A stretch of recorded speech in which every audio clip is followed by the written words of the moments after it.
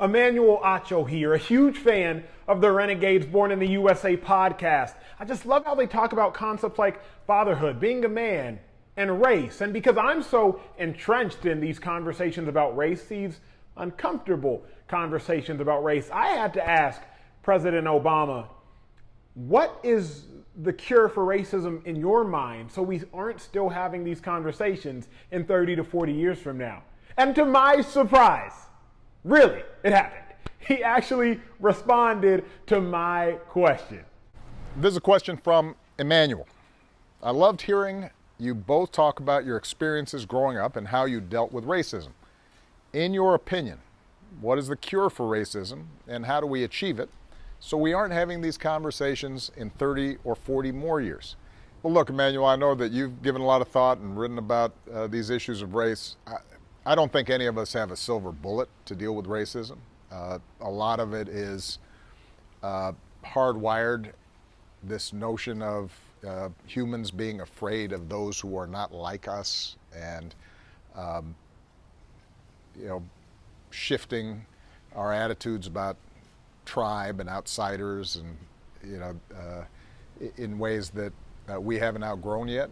But I can say in the American context there are a couple things that are absolutely necessary. Number one, making sure that our kids know our history, right? That the inequalities that we have today, whether it's in terms of incarceration and arrest rates or the wealth gap or the education gap that exists, that these don't just spring up, but are in fact the legacy of hundreds of years of systematic discrimination against African Americans and people of color.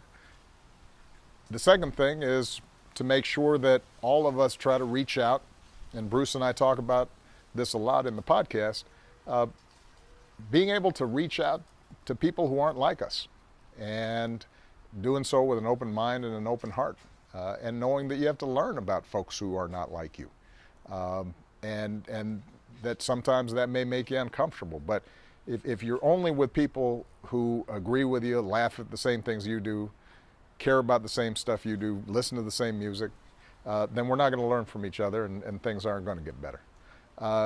And the third thing is, and this may be the trickiest thing, for white folks not to feel overly defensive or embattled when there's a discussion about our legacy of racism in this society, that it's not necessarily an indictment on them personally, but rather is a description of history that they can be a part of solving.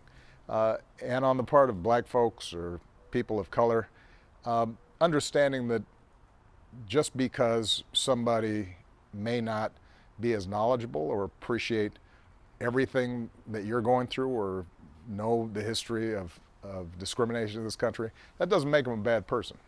And that you have to be willing to both correct folks when they're off, but not condemn them and suggest that just because they didn't get things exactly the way you think they should, that makes them a bad person, right? That willingness to be open to others and to give people the benefit of the doubt, I think is also part of the healing process and the reckoning process that we're going to have to go through. Be sure to watch Renegades Born in the USA, out now on Spotify. The concepts, the dialogue, the discussion, it will change the way you think about life. Go listen now.